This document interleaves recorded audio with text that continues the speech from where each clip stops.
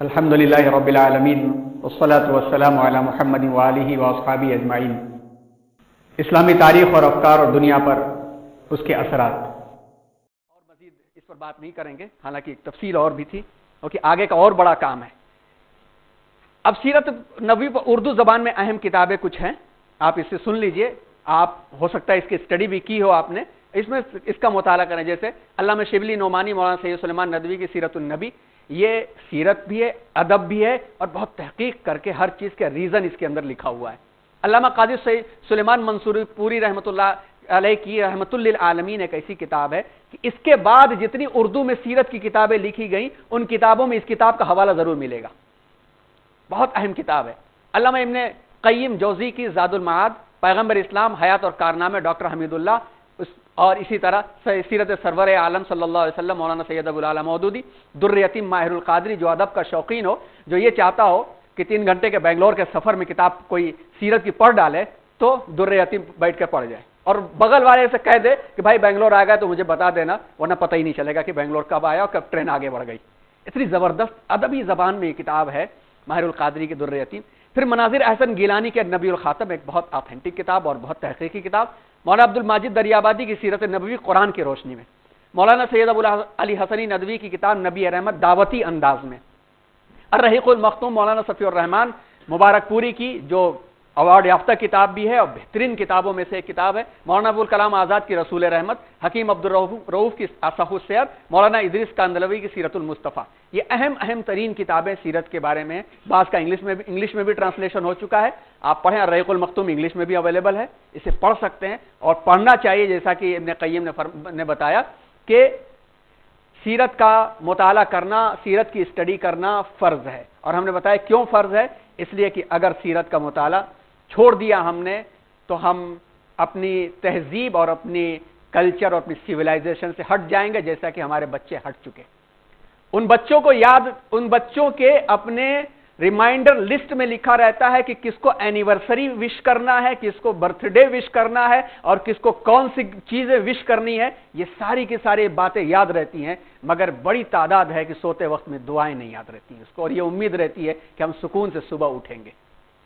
بہت باری بات کی جائے تو ختم ہو جائے گی باتیں، وقت ختم ہو جائے گا، باتیں نہیں ختم ہوگی۔ آئیے اب اسی سے جڑا ہوا پچھلے لیکچر سے جڑا ہوا عنوان حفاظت و تدوین حدیث اور تعارف صحاح ستہ پر ہم آتے ہیں کہ ہم نام سنتے ہیں صحاح ستہ کی صحیح ترین حدیث کی کتابیں، کیا خصوصیات ہیں، اور حدیث سے جڑے ہوئے جو معاملات اس میں اور بھی کیا تفصیلات ہیں، بہت مختصر آپ کے سامنے اس کا تذکرہ کرتے ہیں۔ آج جو تذکرہ آئے گا حدیث کی کتابیں، ان کی قسمیں، صحاح ستہ ان کی خصوصیات، اور حدیث کی کچھ اہم ترین دوسری کتابیں میں، جس میں سے ایک کا تعارف ابھی آپ کے سامنے کرایا۔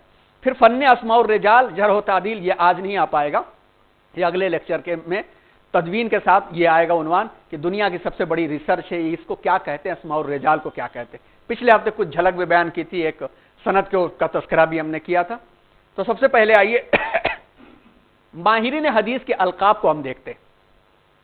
عام طور پر ہم لفظ محدث سنتے ہیں، شیخ الحدیث کا لفظ سنتے ہیں، محدث کا لفظ سنتے ہیں۔ محدث کہتے کس کو؟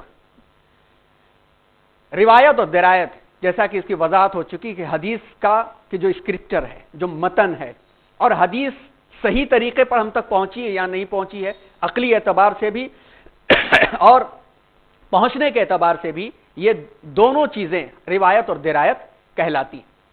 کامل عبور اور اپنے زمانے میں کثیر راویوں اور روایات سے آگہی رکھنے والے کو محدث کہتے ہیں۔ ایک تو اس کا پورا علم ہونا چاہیے، پھر اس کے اپنے زمانے میں جتنی روایت ہو رہی ہے ان روایتوں کے بارے میں جاننے والا ہونا چاہیے، اس کو محدث کہیں گے۔ لیکن یہاں پر کوئی ضروری نہیں کہ حدیثیں کتنی یاد اس کو ہیں، کتنا اس کے اسماء الرجال یاد ہیں، اس سے بحث نہیں ہے، صرف یہ کہ اس کو واقفیت ہونی چاہیے، معلومات ہونی چاہیے، تو وہ شخص محدث کہلاتا ہے۔ اور جس ادارے کے اندر یہ شخص حدیث کی تعلیم دیتا ہے اس میں سے بعض کو شیخ الحدیث کا درجہ دیا جاتا ہے۔ ہر حدیث پڑھانے والا شیخ الحدیث نہیں ہو سکتا ہے، اور ہر عالم اور ہر فاضل اور ہر حدیث کا جاننے والا محدث نہیں ہو سکتا ہے۔ دوسری چیز حافظ الحدیث، اب تک آپ نے سنا ہوگا کہ حافظ کس کو کہتے ہیں، کہ حافظ قرآن مجید کو یاد کرنے والا، حفظ کرنے والا، اس کو حافظ کہتے ہیں۔ لیکن حدیث کے بھی حافظ ہوتے ہیں۔ حافظ 1,00,000 حدیث یاد کرنے والے کو حافظ کہتے ہیں حدیث کی زبان میں، نیز حدیث اور فن حدیث کا وسیع علم، حدیث و علل حدیث کی حدیث کیسے بیان ہوئی، کس سے لی گئی، اور کہ پوری معرفت رکھنے والا حافظ کہلاتا ہے، حافظ فی الحدیث۔ آپ نے حافظ ابن قیم کا نام سنا، حافظ ابن حجر کا نام سنا، حافظ ابن کثیر کا نام سنا۔ یہ حضرات جو ہیں یہ حافظ جی نہیں ہیں مسجد والے، تراویح والے کہ تراویح سے ایک مہینہ پہلے بیٹھ کر کے رٹ رہے ہیں۔ یہ حافظ کا لفظ اس لیے استعمال ہوا کہ یہ وہ لوگ ہیں جو 1,00,000 حدیثوں کے ماہر تھے، 1,00,000 حدیثیں۔ دوسرا اس کے اوپر کا درجہ حجت، 3,00,000 حدیث کا حافظ اور سند اور متن پر گہری نظر رکھنے والا حجت کہلاتا ہے۔ یاد رکھیے، حافظ 1,00,000 اور حجت 3,00,000 حدیثیں یاد رکھنے والا۔ حجت الاسلام، حجت الاسلام شیخ ابن تیمیہ، حجت الاسلام کے نام سے کئی بزرگوں کے نام ملتے ہیں۔ پھر حاکم، جو تمام حدیث کے متن، سند، جرح و تعدیل اور تاریخ کا عالم ہو، یعنی 7-8 لاکھ جتنی حدیثیں ہیں ان تمام کے تمام کا ماہر ہے تو اس کو حاکم کہتے ہیں۔ اور حاکم کے نام سے ایک مجموعہ بھی موجود ہے اور حاکم کے لقب رکھنے والے بھی موجود تھے۔ امیر المؤمنین فی الحدیث، جو اپنے زمانے میں علم حدیث کا سب سے زیادہ جاننے والا اور مہارت رکھنے والا، اور اس کی مہارت ایسی ہو کہ حافظ اور محدثین اور یہ جتنے کے جتنے ہیں سب اس سے رجوع کریں، اس کے پاس آئیں، تو اس کو امیر المؤمنین کہتے ہیں۔ کسی امیر المؤمنین فی الحدیث کا نام سنائیے، اور اس سے پہلے مغیرہ ابن شعبہ کو کیوں بھول جاتے ہیں؟ امیر المؤمنین فی الحدیث سب سے پہلے سب سے بڑے مغیرہ ابن شعبہ رضی اللہ تعالیٰ عنہ، یعنی صحابہ کرام میں اکثریت کی تعداد جو جن کے نام آتے ہیں امیر المؤمنین تھے۔ تابعین میں حاکم اور حجت تھے، اور بعض کے وقت میں حافظ الحدیث بہت تھے۔ اب پتہ نہیں یہ بھی پائے جا رہے ہیں یا نہیں پائے جا رہے ہیں۔ محدثین کی تعداد ابھی بھی موجود ہے جو ان حضرات سے استفادہ کر کے حدیث کو صحیح طریقے پر ہمارے سامنے پیش کر سکتے ہیں۔ اسی لیے حدیث کے حوالے سے کوئی بات آئے تو ہم کو محدث کے پاس رجوع ہونا چاہیے۔ محدث کے پاس جب مسئلہ کوئی پھنستا ہے تو ہم مفتی کے پاس جاتے ہیں، تو حدیث کے بارے میں بات آئی کہ حضور نے یوں فرمایا ہوگا یا نہیں فرمایا ہوگا، ہر شہر میں بڑے مدرسے میں ایک نہ ایک محدث ہوتا ہے، اس کے پاس پہنچے، وہ ان حضرات کی محنتوں کو سامنے رکھتے ہوئے آپ کو رہنمائی صحیح طریقے پر دے دے گا۔ ہم اپنے آپ نہ کہہ دیں کہ حضور صلی اللہ علیہ وسلم نے فرمایا، جیسا کہ پچھلے لیکچر میں تذکرہ آیا کہ کہیں غلطی کا شکار ہو گئے اور حضور نے نہیں فرمایا تو گناہ گار ہو جائیں گے۔ تو ایک پہلی بات یہ۔ دوسرے، حدیث کی جو کتابیں ہیں وہ ایک ہی طرح کی نہیں ہیں، وہ کئی ہیں، اس میں سے 6-7 جو اہم ہیں جو یہاں پیش کرنے کے لائق تھی، اس کا ہم نے استعمال کیا۔ سب سے پہلے حدیث کی کتاب جو سب سے بڑی ہوتی ہے اس کو جامع کہتے ہیں۔ اس حدیث کی کتاب کہتے ہیں جس میں عقیدہ، آداب، احکام، مناقب، سیرت، ابواب فتن، علامات قیامت اور تفسیر کے یہ 8 چیپٹرز جس میں ہو، ہر طرح کے چیپٹر سے خاص طور پر یہ 8 چیپٹرز ہوں تو اس کو جامع کہا جاتا ہے۔ جیسے الجامع الصحیح للبخاری، الجامع الصحیح للمسلم، اور اسی طرح سے جامع الصحیح ترمذی۔ تو اس طرح کی جو کتابیں ہوتی ہیں جس میں ہر طرح کے ابواب کا تذکرہ ہے، اور خاص طور پر یہ 8 چیپٹرز جس کے اندر پائے جائیں اس حدیث کی کتاب کو جامع کہتے ہیں۔ دوسرے نمبر پر آتی سنن۔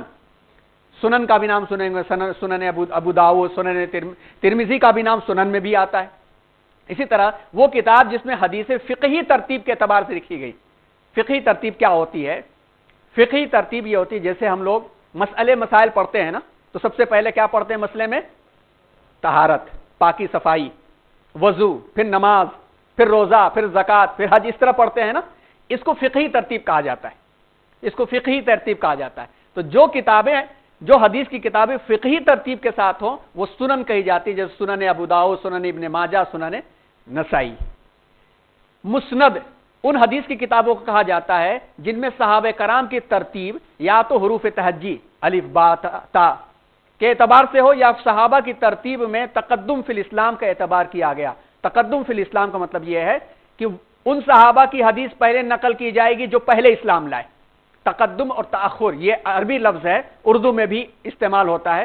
تقدم کہتے ہیں پہلے، تاخر کہتے ہیں بعد کو۔ اردو میں لفظ استعمال ہوتا ہے حدیث کی، جب آپ لٹریری میننگ پڑھیں گے تو اس میں ایک لفظ استعمال ہوگا متقدمین اور متاخرین۔ متقدمین کا مطلب پہلے والے لوگ، متاخرین کا مطلب बाद वाले लोग। तो मुस्नद में मुस्नद उन किताबों को कहते हैं जिसमें सहाबा कराम की तरतीब हुरूफ तहजी अल्फाबेटिकल हो या तकद्दुम फिल इस्लाम के एतबार से हो, फिर सहाबा की तरतीब मरातिब और दर्जात के एतबार से ली गई हो। तीन चीजें उसके अंदर, अल्फाबेटिकल, फिर इस्लाम जो पहले लाया उसकी पहले हदीस है, उनमें भी जिसका दर्जा सबसे ज्यादा बढ़ा है उसकी हदीस पहले। जैसे दर्जे के एतबार से करेंगे तो सैयदना अबू बकर सिद्दीक, सैयदना उमर फारूक, सैयदना उस्मान गनी, सैयदना अली मुर्तजा रिज़वानुल्लाहि ताला अलैहिम अजमईन, इस तरह से ऐसे। तो मुस्नद उन किताबों को कहते हैं। बहुत सारी किताबें हैं, कुछ का तस्करा आगे आ रहा है। फिर मुअजम हदीस की उस किताब को कहते हैं जिसमें बतरतीब हुरूफ तहजी सहाबा या शयूख या कबाइल के नामों के मुताबिक रिवायत लाई जाए। ये तीन अल्फाज सहाबा के बारे में बताया। शयूख का मतलब हमारे उस्ताद, उनके उस्ताद, उनके उस्ताद। हमने एक हदीस 5 उस्तादों से पढ़ी, ये 5 हमारे शयूख हैं। शेख की जमा शयूख, हमारे बड़े, हमारे बुजुर्ग। या कबाइल के नामों के मुताबिक लाया जाए, फलां कबीले से मैंने ये सुनी बात, फलां कबीले के फलां उस्ताद से हमने पढ़ी। जैसे तबरानी और एक किस्म की ये भी है कि अहादीस के अवाइल में जो हरूफ आते हैं इनके पेश नज़र बतरतीब हरूफ तहजी अहादीस लाए जाएं। जैसे जामे सगीर लिस्सयूती, यानी हदीस के शुरू में इन्नमल आमालु बिन्नियात तो अलिफ से है, यह हदीस पहले रख दी गई। अत्तुहूरु शत्रुल ईमान तो ता है, ता के एतबार से रख दी गई। इसी तरह मिफ्ताहुल जन्नती अस्सलात तो मीम रख दी गई। तो इस एतबार जिस किताब में किया जाए उसको मुअजम कहते हैं। मुस्तदरक हदीस की उस किताब को कहते हैं जिसमें वो हदीसें जमा की जाएं जो किसी मुअल्लिफ की शराइत पर पूरी उतरती हो। आगे तस्करा आएगा कि हदीस जमा करने वालों की अपनी अपनी शर्त होती है कि मैं हदीस इनसे इस शर्त पर कबूल करूंगा कि ये क्वालिटी इनके पास हो तो मैं लूंगा। तो अलग अलग बुजुर्गों की अलग अलग शर्तें हैं। इमाम बुखारी की शर्त अलग है, इमाम मुस्लिम की शर्त अलग है। बाज वो शर्त जो इमाम बुखारी के पास इनके पास नहीं है, इनके पास है तो इनके पास नहीं है, उस शर्त पे ये जमा करते हैं। जमाने और तकाजे के लिहाज से उन्होंने तय कर रखा है और सही तरीन हदीसों को जमा करने के लिए उनके अपने अपने उसूल हैं। लेकिन एक तो मुस्तदरक उस हदीस की किताब को कहते हैं कि किसी मुअल्लिफ की शर्त पर पूरी उतर रही हो मगर उसकी किताब में मौजूद ना हो, या तो छूट गई हो या छोड़ दिया हो किसी वजह से, तो वो छूटी हुई रिवायात एक जगह जमा कर दी जाएं, उसको मुस्तदरक कहते हैं। असल किताब में नहीं। मिसाल के तौर पर इमाम बुखारी ने अपनी शर्त पर कोई हदीस सुनी और उसे लिख लिया, लेकिन बुखारी में नहीं है। अब वो हदीस क्या होगी? उस तरह की हदीसों को एक जगह जमा जहां किया जाए, ऐसी किताबों को मुस्तदरक कहा जाता है। जैसे मुस्तदरक हाकिम मौजूद है, मशहूर है, आगे उसका तस्करा आ रहा है, हाकिम फिल हदीस का तस्करा भी आया। इसी तरह से मुस्तखरज हदीस की इस किताब को कहा जाता है जिसमें मुसन्निफ किसी साबिक मुसन्निफ की रिवायत करदा अहादीस को अपनी असनाद के एतबार से रिवायत करे। किसी साबिक मुसन्निफ की रिवायत को, इसके पहले किसी मुसन्निफ ने उस रिवायत को लिया है, उस रिवायत को अपने एतबार से वो पेश करे, क्योंकि उसने भी सुना है, उसने भी हासिल किया है, उस मुसन्निफ से नहीं ले रहा है, वो अपने एतबार से ले रहा है। तो ऐसी किताब को मुस्तखरज कहा जाता है। इस तरह की इस दरमियान में वास्ता ना आए और इसके शेख या ऊपर जाकर ये वास्ता मिल जाए। मिसाल के तौर पर तस्करा आया दारुल उलूम देवबंद से पढ़ने वाले, दारुल उलूम नदवतुल उलमा से पढ़ने वाले, इनका सिलसिला अलग सिलसिला है, इनका सिलसिला अलग सिलसिला है, लेकिन ये सिलसिले ऊपर जाकर के शाह अब्दुल अजीज या शाह अब्दुल हक मुहद्दिस देहलवी रहमतुल्लाह अलैह इन हजरात पर जाके मिल जाता है। तो अगर इधर का एक शख्स ये यहां जिसके पास हदीस है उसको न लेते वही हदीस अपने सिलसिले पर ले रहा है, इसके नाम का तस्करा नहीं किया, लेकिन आगे जाके वो लोग मिल जाते हैं। ऐसी हदीसों को भी क्लासिफाइड करके अलग कर लिया गया ताकि जो है मेल जोल ना हो पाए, अलग कर लिया गया। जिन किताबों में किया गया उसको मुस्तखरज कहा जाता है। अब आइए अरबाइन की तरफ। ये बड़ा अहम उन्वान है जिसको हम और समझाने की कोशिश करेंगे। अरबाइन ये वही किताबें हैं जिनको हम लोग चहले हदीस कहते हैं। चहले हदीस का लफ्ज आम तौर पर हर मुसलमान सुने हुए होता है और कोशिश करता है कि मरने से पहले 40 हदीसें वो याद कर ले, 40 हदीसें वो याद कर ले। छोटी छोटी हदीसें बहुत सारी जवामिउल कलीम में है। बच्चों को अब तो वो इदारे जो इस्लामी निज़ाम तालीम के मुताबिक चलने की कोशिश कर रहे हैं, वहां पर बच्चों को चहले हदीस याद कराई जाती है। 40 हदीसें क्यों, उसका तस्करा हम आपके सामने करते हैं। ये वही किताबें हैं जिसे हमारे यहाँ चहले हदीस कहते हैं। ये 40 हदीसों के बारे में आप सल्लल्लाहु अलैहि वसल्लम ने एक हदीस में फरमाया कि जो शख्स मेरी उम्मत के लिए 40 हदीस को जमा करेगा क़यामत के दिन वो उलमा के ज़ुमरे में होगा, और जो शख्स 40 हदीस याद कर लेगा वो जन्नत में होगा। अब ये तस्करा हमने किया। اس تذکرے میں آپ دیکھیں گے کہ پچھلے لیکچر کی ہماری بات ٹکرا رہی ہے. پچھلے لیکچر میں یہ بات کہی گئی تھی کہ وہ روایتیں کمزور یا ضعیف موضوع قرار دی جاتی ہیں جس میں چھوٹی چھوٹی باتوں پر بڑے بڑے وعدے ہوں. بات آئی تھی نا, اس میں کچھ مثالیں بھی آئی تھی کہ جو سب سے پہلے رمضان کے چاند کی اطلاع دے دے گا اللہ اس کی مغفرت کر دیں گے, کچھ مثالیں بھی آئی تھی. اب اس کا مطلب کیا ہوتا ہے, اس کو تھوڑا سمجھ کر کے پھر آگے بڑھتے ہیں. اس کی وضاحت کے لیے الگ سے عنوان قائم کر دیا ہے, 40 احادیث حفظ کرنے کی فضیلت. آپ آتھینٹک لوگوں کے پاس جو جرح و تعدیل, جو چھان پھٹک کر کے بین کر کے, خواتین جانتی ہوں گی خاص طور پر دیہاتوں میں, یا پرانی خواتین جانتی ہوں گی کہ پہلے سوپ ہوا کرتا تھا, وہ پچھورنے والا اور چاول کو صاف کرنے والا. اب تو نہ بچیاں چاول سب کی صفائی جانتی, نہ بھوسی جانتی, نہ خود بھی جانتی ہے اس کی, کیونکہ اب تو گھر میں کچھ ہوتا نہیں ہے, وہ جو پیک ہو کر کے شاپنگ مال سے آ گیا اور اس کو بس دھویا بھی نہیں, پکا دیا, کھا لیا, بس ہو گیا. ورنہ اگر حدیث کے جرح و تعدیل کے لفظ کو سمجھنا ہے تو کسی سلیقہ مند خاتون کے باورچی خانے کے پاس جا کے بیٹھ جائے جو اپنے گھر سے دھان کو مشین میں لے جا کے کٹوا کے, یا اس کے پہلے اوکھل ہوا کرتی تھی. الحمدللہ ہم لوگ ابھی بچپن, ہم لوگوں کا سلامت ہے, بچپن میں یاد ہے چوڑا بھی کوٹا ہے ہم نے. ہاں, اوکھل ہوا کرتی تھی اور اس اوکھل میں چاول کو نکالا جاتا تھا. آپ جرح و تعدیل کو سمجھنا چاہیں تو وہ عمل دوہرا لیجئے. دھان کو اوکھل میں ڈالا جاتا تھا, ایک خاص توازن کے ساتھ کوٹا جاتا تھا. اس کو ایسا نہیں کہ یوں کوٹ دیا تو ختم ہو جائے گا, ایک خاص توازن کے ساتھ کوٹا جاتا تھا. یوں ہاتھ ایک اور کمر پر ایک ہاتھ, تاکہ کمر بھی محفوظ رہے, اور یوں کوٹا جاتا تھا. پھر اس کے بعد اسے نکالا جاتا تھا. وہ سوپ ہوتا تھا, اسے پچھورا جاتا تھا. پچھورنے میں جو موٹا چھلکا ہوتا تھا وہ کنارے نکل گیا, یعنی موضوع حدیث من گڑت کنارے ہو گئی, موٹا چھلکا کنارے ہو گیا. اس کے بعد جو بچا ہوا بڑا بڑا چاول ہے وہ بھی کنارے ہو گیا سوپ میں, اس کو ہاتھ سے اٹھایا کنارے کر لیا, یعنی صحیح ترین حدیثیں پہلے کنارے ادھر لگ گئی اور موضوعات ادھر چلی گئی. اب بچا کچھ نیچے گرا ہوا تھا جو دھان کا ٹکڑا تھا جو بھوسی کے ساتھ ملا ہوا ہے. اب اس کو کیا کرنا ہے, تو ایک لوہے کا برتن ہوا کرتا, ہمارے آنکھا کہتے تھے, پتہ نہیں یہاں کیا کہتے ہیں, جس میں نیچے چھید ہوتے تھے اور یوں یوں اس کو پچھوڑا جاتا تھا. چھاننا, چھنی دو طرح کی ہوتی ہے, ایک تو آٹا چھاننے والی ہوتی ہے, ایک بڑے چھید والی ہوتی تھی. ہمارے آنکھا اس کو کہتے تھے. اس آنکھا میں ڈال کر کے پہلے اس کو ہلایا جاتا تھا, تو جو چھوٹی کھدی ہوتی تھی جو مرغیوں کو اور بطخوں کو کھلائی جاتی تھی اس وقت میں, وہ کنارے ہو جاتی تھی, اٹھا کے ان کو دے دی جاتی تھی. گویا وہ روایات ہیں جن کے سلسلے کہیں کمزور ہیں اور ہم اصولیات میں نہیں استعمال کر سکتے, فروعات میں استعمال کر سکتے, لو فروعات کو دے دیا. بیٹھے سلیقے مند خاتون سے بڑا سیکھنے کو ملتا ہے.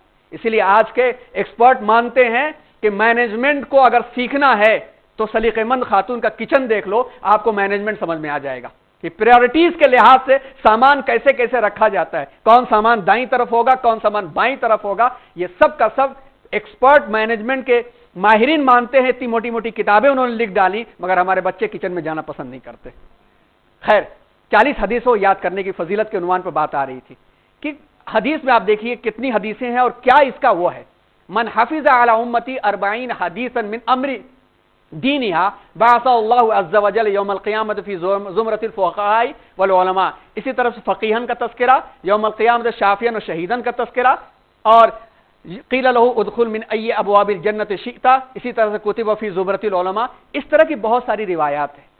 یہ ساری کی ساری روایات اگر اکٹھا کیا جائے, اور بہت سارے بزرگوں نے روایات کو جمع بھی کیا ہے اور 40 کے نام سے کتابیں بھی لکھی ہیں, جیسا امام نووی علیہ الرحمہ جن کے ریاض الصالحین بہت مشہور کتاب ہے, حدیث کا مجموعہ, 40 نووی کے مقدمے میں نقل کیا ہے. لکھا ہے کہ حفاظ حدیث کا اس بات پر اتفاق ہے کہ حدیث ضعیف ہے. آپ کو معلوم ہے کہ لفظ ضعیف کا استعمال کرنے کا مطلب کیا ہوتا ہے, سلسلے میں کہیں نہ کہیں بیچ کا کہ ایک کڑی ٹوٹی ہوئی ہے یا اس کے بارے میں زیادہ جانکاری نہیں ہے تو اس کو ضعیف قرار دیا جاتا ہے. اگرچہ اس کے طرق بہت زیادہ, طرق کا مطلب ویز, راستے, ایک بات یہاں سے آئی پتہ نہیں چل رہا ہے, دوسری بات آئی وہاں بھی پتہ نہیں چل رہا, وہاں بھی پتہ نہیں چل رہا ہے, لیکن اتنے راستوں سے آئی ہے تو ایک اصول اور نکل کر کے آتا ہے کہ میری امت جھوٹ پر ایک جگہ نہیں ہو سکتی. جھوٹ یکساں ایک طرف سے, ہر طرف سے نہیں بولا جا سکتا. آج کے زمانے میں آج کے زمانے میں بھی یہ اصول کام کرتا ہے کہ نیوز چینلوں پر ایک نیوز کو جھوٹے انداز میں بار بار پیش کیا جائے تو کوئی نہ کوئی ایک چینل ایسا نکل کر کے آ جاتا ہے جو سچ بول دیتا ہے. تو یہ اصول پر نکل کر کے آتا ہے. تو ایسی روایتوں کو جہاں پر ہر طریقے سے ضعیف سلسلہ مل رہا ہے تو اصول میں نہیں فضائل میں لے لیا جاتا ہے. فضائل کے معاملے میں لے لیا جاتا ہے. انہی بنیادوں پر فضائل اعمال مرتب کی گئی تھی. اس پر وہ الزام بیجا ہے جس طریقے کا الزام لگایا جاتا ہے فضائل کے معاملے میں. اس کی بھی تنقیح کر دی گئی یہ منتخب احادیث کی کتاب کے نام سے. کنز العمال میں بھی اسی طرح تذکرہ ہے. اس طرح سے اشتغال کا معاملہ یعنی اس پر عمل کرنے کا معاملہ دیکھیں کہ 50 سے زائد ائمہ دین اور علماء کرام نے 40 احادیث کے مجموعے مرتب کیے ہیں. شاہ ولی اللہ محدث دہلوی رحمۃ اللہ علیہ نے بھی 40 حدیثوں کا ایک گلدستہ مرتب کیا. تو عمل اتنے بزرگوں کا دکھتا ہے تو احساس ہوتا ہے کہ یہ حدیث سلسلے اس کے ضعیف لیکن اس حدیث کے اندر معنویت کہیں نہ کہیں ہے. تو کیسی معنویت ہے ابھی اس کو دیکھیں گے. بہرحال اس کے راویوں میں کون کس کا نام آتا ہے سلسلہ آتا ہے. حضرت علی، عبداللہ ابن مسعود، معاذ ابن جبل، عبداللہ ابن عمر، عبداللہ ابن عباس، انس ابن مالک، ابو الدرداء، ابو سعید خدری رضوان اللہ علیہم اجمعین جو سب جلیل القدر و ثقہ صحابی ہیں. لیکن کہیں تابعین یا تبع تابعین کی سطح پر کوئی راوی ایسا آ گیا ہے جس کا حافظہ تھوڑا متاثر تھا. بس اتنی بنیادوں پر اس بات کو کہہ دیا گیا کہ یہ سلسلہ ضعیف ہے. تو اس کو عمل میں لانے کے واسطے کیا اصول ہے؟ اس اصول کے لیے ہم سب کو یہ سمجھنا پڑے گا، صحابہ کرام کا طرز اور طریقہ سمجھنا پڑے گا. آج حفظ سے ہم مراد کیا لیتے ہیں اور صحابہ کرام مراد کیا لیا کرتے تھے بات سمجھ میں آ جائے گی. جیسے ابھی حدیث بتائی کہ جنت میں داخل ہو جاؤ، فقیہ ہو جائے گا وغیرہ وغیرہ. اس کو اپنے سامنے رکھیے اور حفظ کے اصول کو رکھیے. حفظ کے اصول کے بارے میں ہمارے یہاں معاملہ یہ ہے کہ جس نے رٹا لگا لیا طوطے کی طرح سے وہ حافظ ہو گیا. ہمارے عام طور پر یہی سمجھا جاتا ہے. لیکن صحابہ کرام کے ہاں آپ دیکھیے حضرت عبداللہ ابن مسعود رضی اللہ عنہما فرماتے ہیں کہ جب ہم نبی کریم صلی اللہ علیہ وسلم سے 10 آیتیں پڑھ لیتے جب تک ہمیں اس کا علم نہ حاصل ہو جاتا اور جب تک ہم اس پر عمل نہیں کر لیتے تو آگے نہیں بڑھتے تھے. تو صحابہ کرام کے ہاں حفظ کا مطلب یہ ہوتا تھا حفظ، فہم اور عمل. جب تک یہ 3 کام نہیں ہوتے تھے حافظ نہیں کہا جاتا تھا کوئی شخص. علامہ شاہ مینا علیہ رحمہ جن کا مزار اب مرجع خلائق چوک کے پاس لکھنؤ نخاس میں میڈیکل کالج کے بغل میں ہے اور خرافات کا ڈھیر کہہ سکتے ہیں کیا کیا ہوتا ہے آپ جانتے ہی ہیں. بزرگوں میں سے تھے. جب انہوں نے اپنے استاد سے 12 سال اور 13 سال کی عمر میں کتاب الصلاۃ پڑھی، جیسا بتایا نا فقہی ترتیب، کتاب الطہارت، کتاب الصلاۃ یعنی نماز کے ابواب، اور اس کے بعد کتاب الزکات شروع ہو رہی تھی. کتاب الصلاۃ انہوں نے پڑھی تو کتاب بند کر دی استاد کے سامنے. حضرت نے کہا رے بھیا سبق پورا نہیں ہوا ابھی آگے بھی ہے. تو انہوں نے کہا حضرت نماز میرے پر فرض ہے میں اس پر عمل کر لوں، اس کے بعد جب زکات فرض ہوگی تو میں کتاب الزکات پڑھ لوں گا. ہمارے بزرگوں میں بھی یہ لوگ موجود رہے ہیں. پتہ نہیں کہاں سے ہم یہ سبق بھول گئے کہ 40 حدیث کا لفظ سنا اور 40 حدیث رٹوا دی اور نماز کی فکر نہیں، چیزوں کی فکر نہیں، اور یہ سمجھ لیا کہ جنت میں داخل ہو جائیں گے. ایک تو صحابہ کرام کا عمل، پھر فضائل اور اصول کلیات کے بعد ہیں. فضائل اور اصول جو ہیں کلیات کے بعد ہیں. کیا اس کی تھیم ہے، کلیہ کیا ہے اس کا؟ وہ یہ ہے کہ ایمان والا، عمل والا، ان تمام چیزوں کے پر عمل کرنے والا اس کے بعد یہ کام کرتا ہے تب جا کر کے وہ جنت، وہ تو یوں ہی جنت میں جا رہا ہے، وہ تو یوں ہی سلیکٹڈ ہے، وہ اس کو ڈسٹنکشن مل چکا ہے. اب اس ڈسٹنکشن میں مزید اس کو آگے کیا جا رہا ہے کہ آپ تو جانا ہی جانا اندر ہے، آپ اس دروازے سے جائیں یا اس دروازے سے جائیں، اس دروازے سے جائیں، آپ کو جو ہے آپشن دیے جا رہے ہیں. جیسے روزے دار کے بارے میں کہا جاتا ہے روزے دار جو روزہ رکھتا ہے وہ ریان نام کے دروازے سے جائے گا. تو اس طرح کے عمل کرنے والے کے لیے اس اعتبار سے سمجھے تو وہ اس حدیث پر عمل کرنا ہمیں آسان بھی لگتا ہے، اور آسانی کے ساتھ ساتھ 40 کو یاد کریں تو 40 کو یاد کرنے کے ساتھ ساتھ ان 40 حدیثوں کے تقاضوں پر عمل کرنا بھی آ جاتا ہے.